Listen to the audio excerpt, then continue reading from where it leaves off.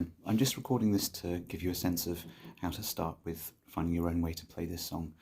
The mechanism that I've got, which I think is fairly faithful to the Vipers live performance that I based it on, is a combination of palm muting and hammer-ons with the left hand.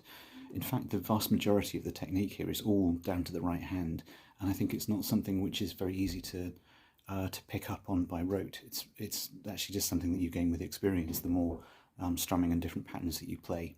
Nevertheless, I think it may be teachable, so I'm going to give you a demonstration about what I'm doing so that you can possibly follow along. So to just start with the left hand, which is the easy bit, I'm playing a G with this particular variation, so 4th finger, 3rd fret, then on the 5th string, 3rd finger going down, then 1st finger on the 2nd fret on the 2nd string, and then coming down to the bass G there. There are lots of different ways to play a G, but this one gives me a particularly full one. So the 2nd string, for example, instead of... So I think that there's a particularly bright feel that this gives to the song. As you're playing with the left hand, all you're really doing is hammering on and off the 5th string. So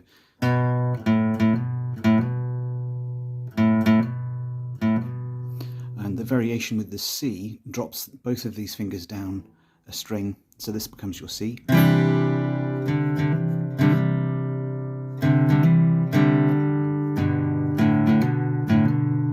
that's really all there is to the left hand. There's only 2 chords played through the entire song, so your problem there with the left hand is going to be whether your fingertips are strong enough to hold it down without pain, and whether the skin will get damaged in the process. I'm going to play this first without any palm muting, just to give you a sense of the string sequence. So I'm missing out the fifth string there. So I've gone down and then up again. So then I've taken the 2nd fret and I've gone to an open string. So sorry, let me do that again. That's when you start the hammering. So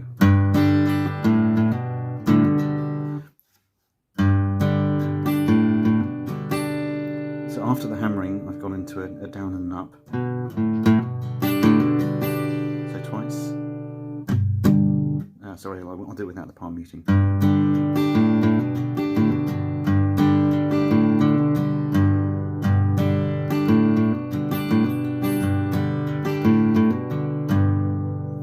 Do that again, even slower.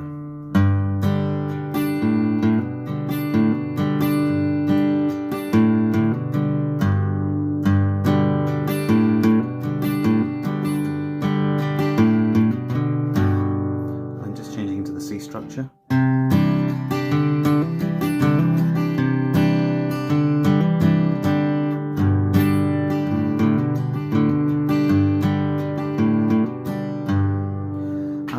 Fiddly part there, I suppose, is that you're trying to not play the 5th fret in order to suppress that sound. One of the techniques you could use there is that if you don't hold down full strength with your 1st finger on the 2nd fret on the 2nd string, then you're muting it. So if you hit it by accident, then you won't hear that sound. So play around with it. The second component here is the palm muting. So I'm using the squishy part of my palm, resting it here on the bottom strings. The effect of that is that it mutes all of the strings somewhat. I'm deliberately not pressing down across all of the strings all of the time. I'm lifting away a bit so that I'm mostly suppressing the bass strings here. And very often when I'm strumming, the down and up there, for example, I'm tending to do almost fully open almost all of the time. But when you combine those two together, this is what it sounds like. I'll do it slowly to start with.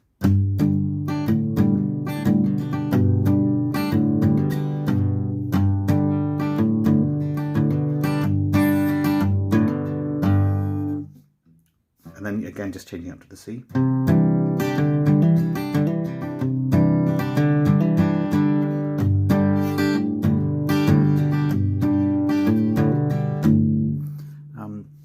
Yeah, so I'll just play through the whole thing with at normal sort of speed.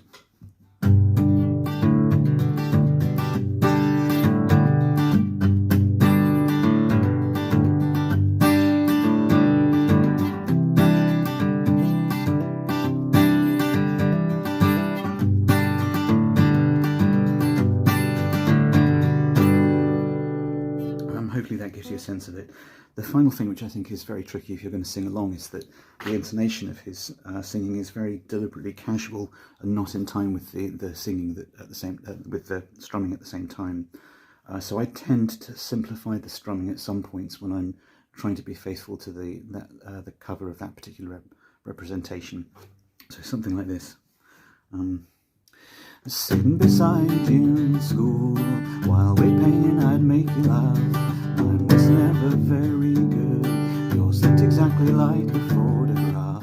Looks like I'm growing up beside you. Don't always get the way you feel, and now I've learned to live with that. It's like I'm a part of something real. I was hitting the bottle, now I've broke the seal. Looks like I'm growing up beside you. Now you'll spot the mistake there. It's not easy to get it right every single time, but with enough practice, you tend to be able to move on from that. Okay, I hope that helps. Just let me know if there's anything else you want to ask.